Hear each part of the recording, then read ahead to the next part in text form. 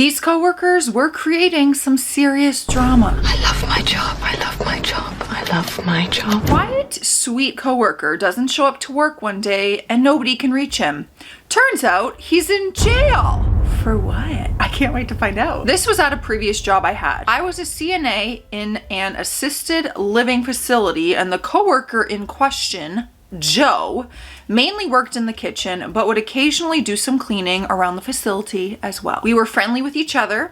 He was a sweet guy. He had some kind of intellectual delay / disability, but was good at his job and cared about the people he worked with. He was always on time and was polite. One day, he doesn't show up to work. The guy that usually picked him up for work in the morning said that he wasn't home and wouldn't answer the phone. We tried calling him that morning when he didn't show up, and again, there was no answer. We were all concerned and worried about Joe because he's such a nice guy, and it was so out of character for him to miss a shift without notice. A couple hours later, we did get notice that Joe has called in.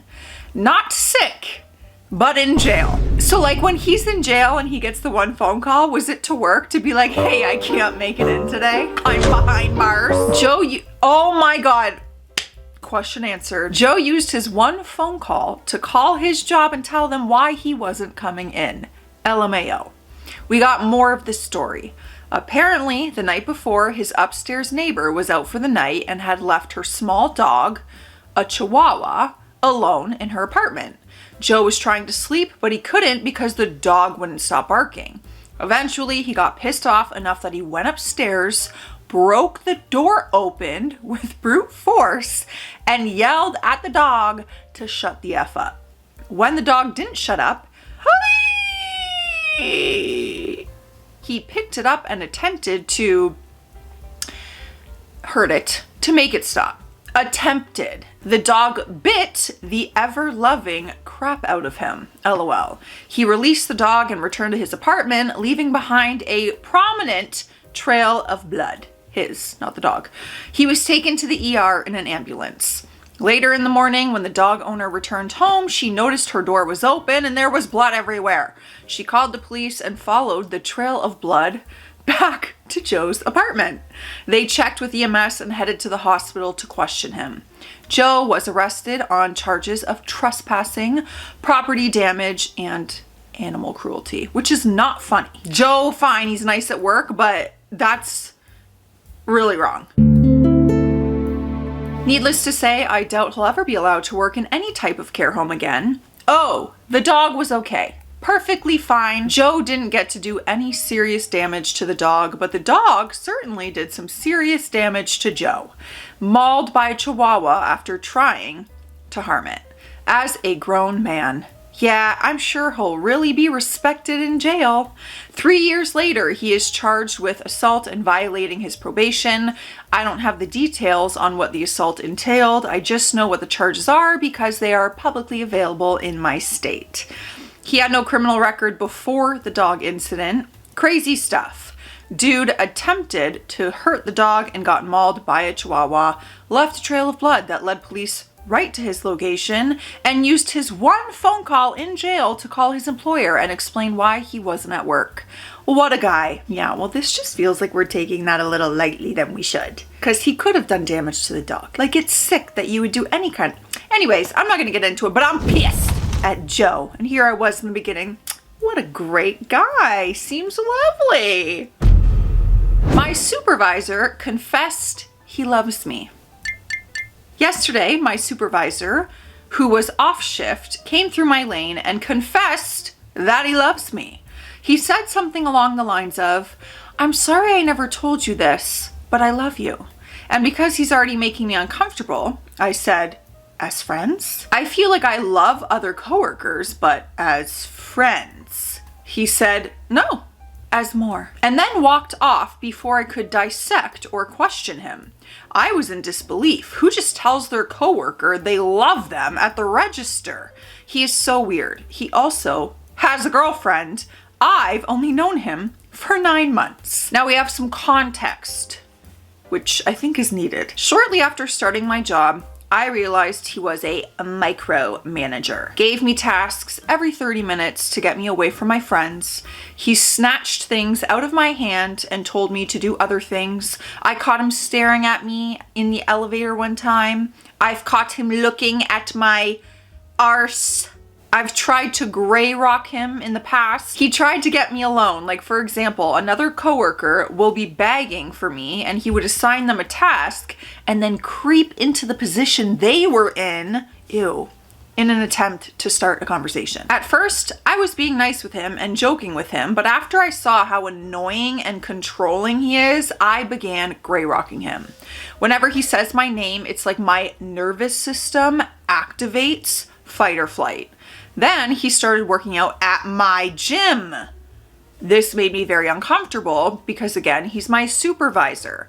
I've caught him just watching me work out. It's so creepy, like squats and ab crunches. I don't like any of this. Eventually, after talking to a few of my coworkers, I realized this was a common occurrence. He was micromanaging others, controlling others. So I spoke to him privately about his micromanaging. He said he appreciated my feedback, but was deflecting. I would say it took about 2 weeks before his behavior improved.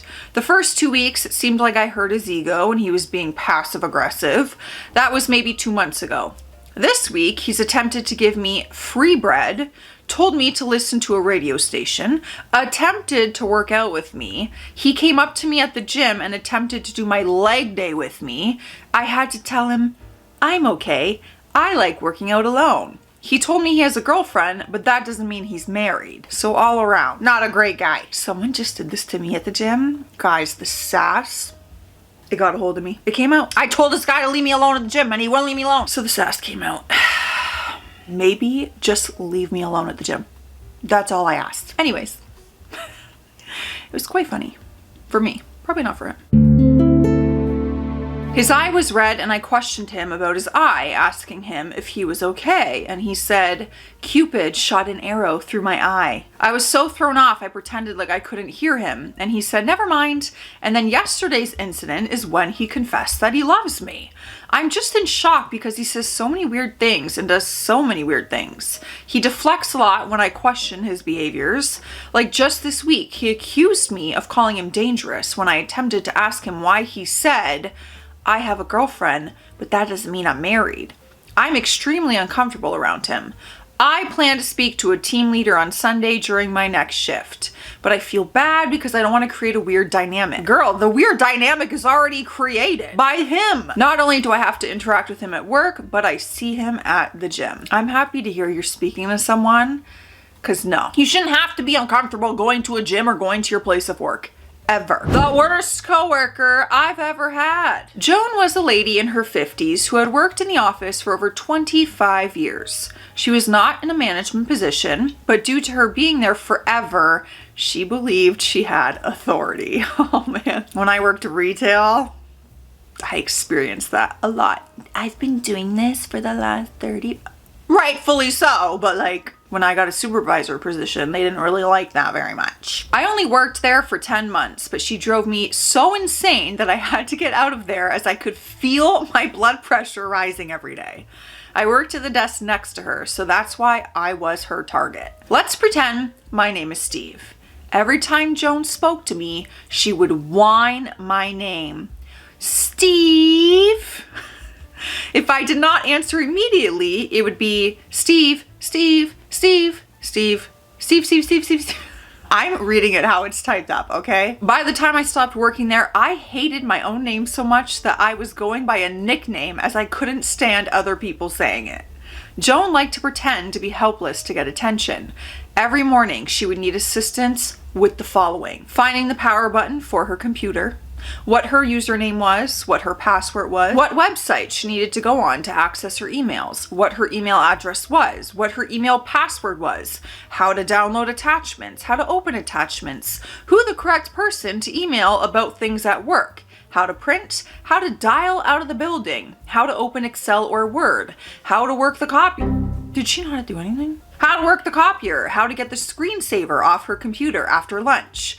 Each of these requests started with Steve. It was completely weaponized incompetence, because if I arrived after her, she was set up just fine. It was like her thought process was, why should I bother thinking about how to do this when I can get someone else to do it for me? It was also like she couldn't make a single decision in her life without involving me. I started keeping a tally of how many times Joan whined my name for help every day. Oh my gosh. And it was usually between, take a guess you guys, in one shift at work, 50 to 60. I had to work on another part of the building a couple of times a week for a few hours, and she would be bellowing my name down the corridors, why did I say that weird? For me to come back and help her. She would also show up and demand I come back to her office to show her how to do something I had already shown her a million times before. Joan really wanted to share desks. If she wasn't working on her computer, she would bring her chair over and work right next to me. Her hair went in my mouth more than once, and her breath effing stunk. I told her I wanted my own workspace, and she was genuinely confused. She would also lay traps to get me to work with her. She would come over and say, "Can you proofread this for me?" I would go over, see that she hadn't typed anything, and would add, "Well, I haven't written it yet, but can I dictate and you do the typing for me?" What is Joan actually doing in a day, though? What job is she completing? I did it once when I was new and she could not dictate to save her life. Joan hated me talking to others. If she saw me speaking to someone else, she would come over and kill the conversation, sending the other person away. She would also tug on my clothing to try and pull me away from them.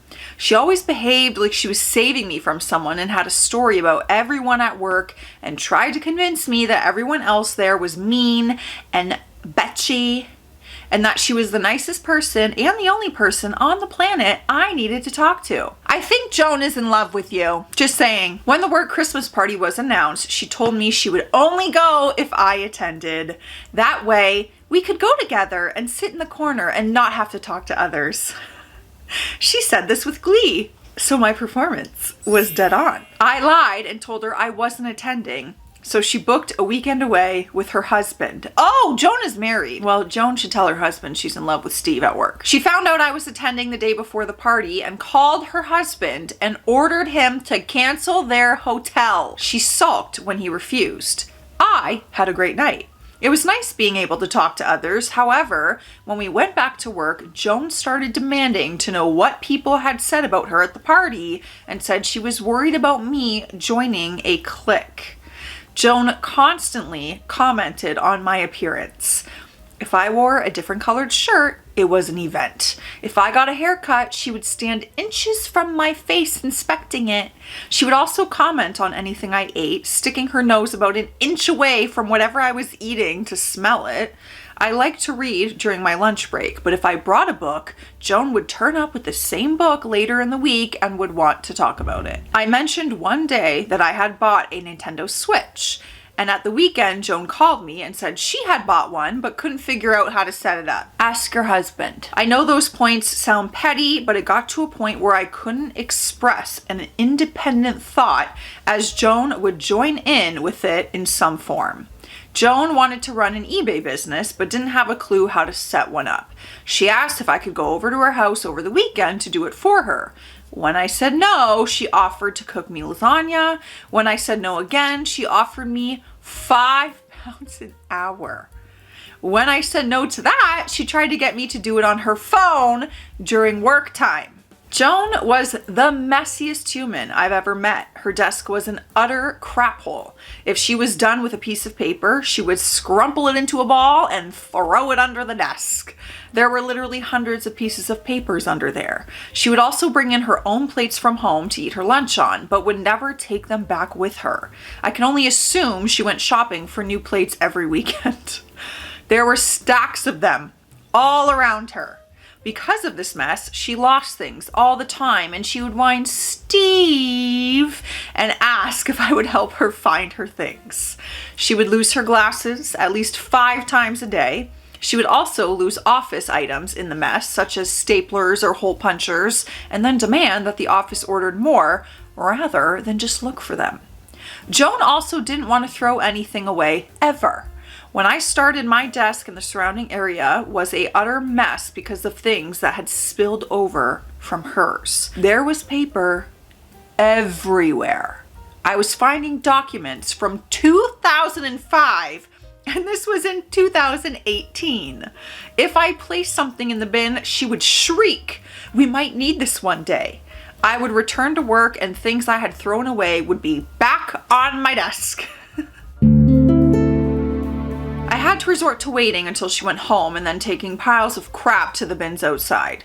She never seemed to notice the clutter gradually shrinking around her and never noticed things that were apparently so important disappearing. Joan had adult children who would call her every day with some sort of drama going on in their lives. For some reason, Joan kept trying to get me involved to solve this drama. She would dump her phone on my desk and demand I help her kid. Things included not being able to work at sat-nav, no idea what that means, getting to a train station and not knowing which platform to go to, not being able to read a bus timetable, getting in an argument with their boss at work, and water coming through their ceiling.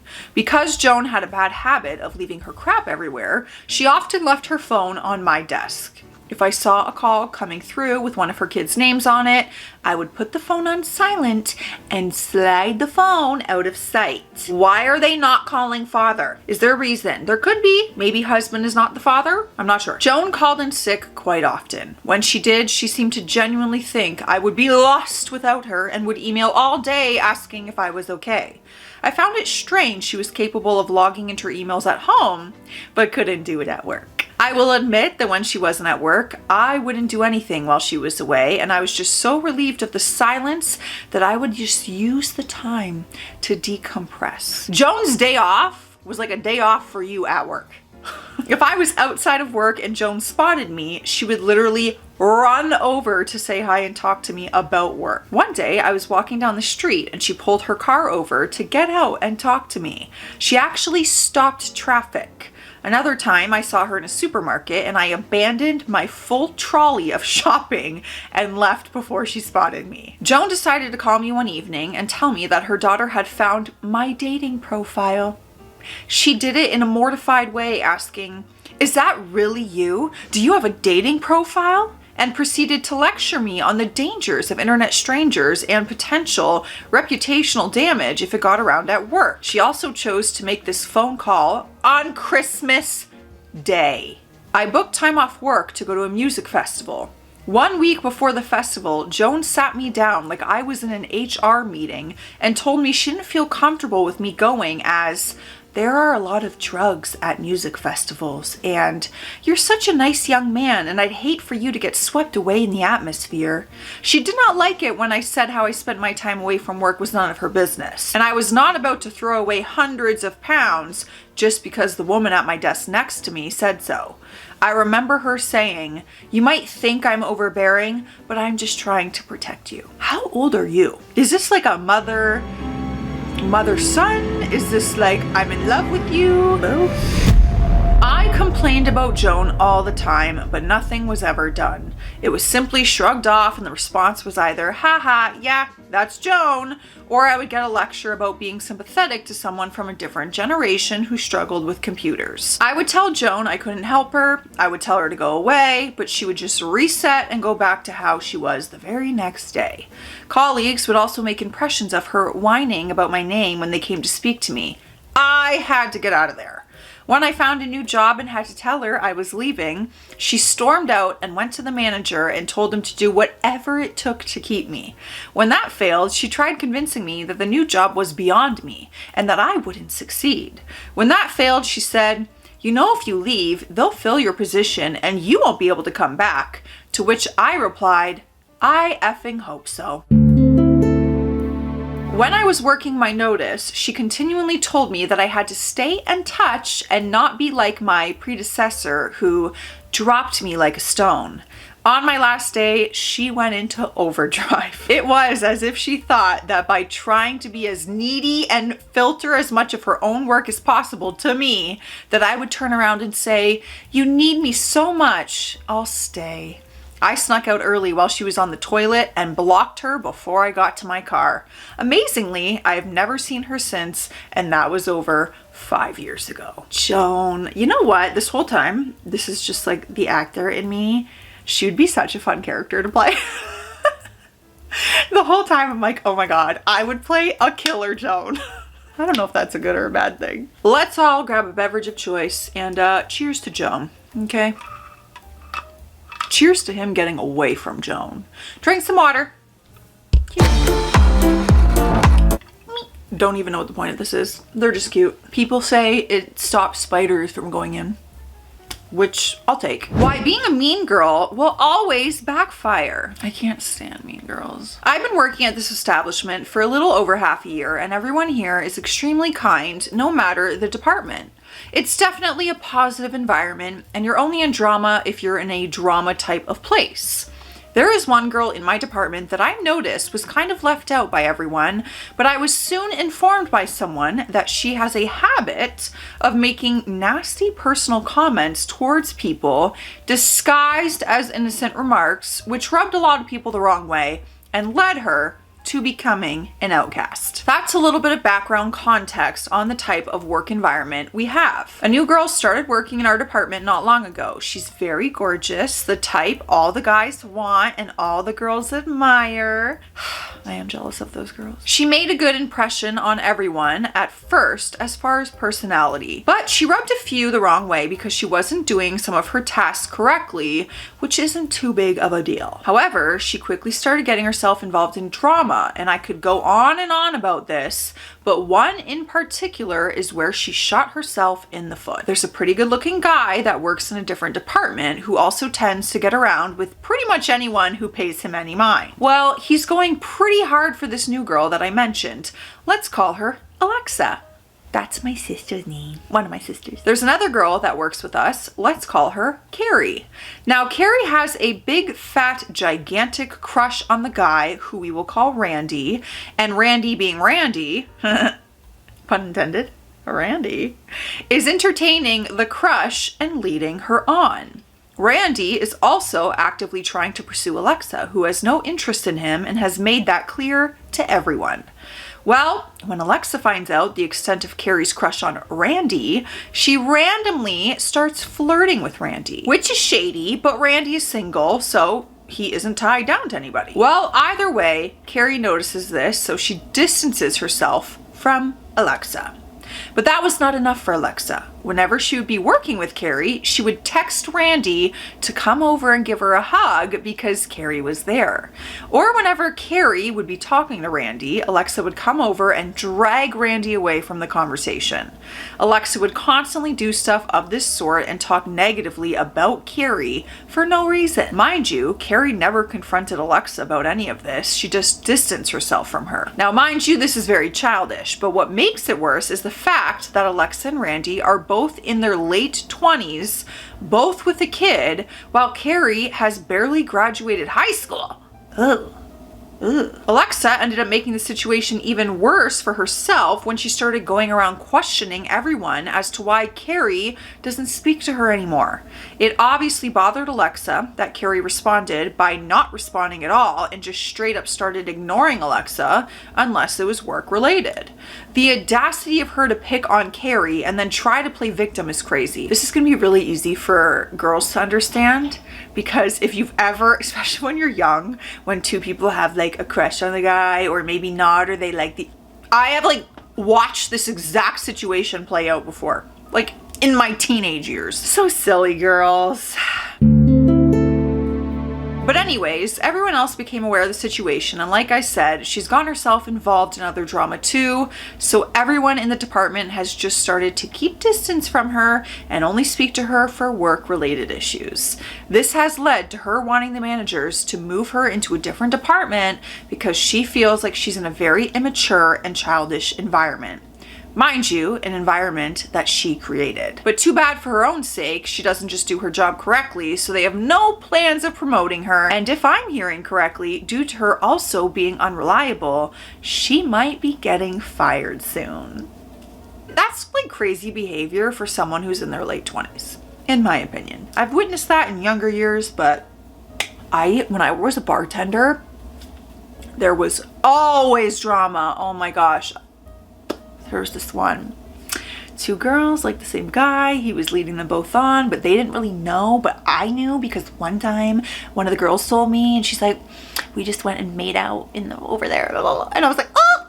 And then the other girl was telling me that she's like, oh. Anyways, it was a whole thing. And there I was. Never. Because that's when I was in a relationship with the person who cheated on me. Good times. Goodbye. Stay classy out there. Stay sassy. See you tomorrow.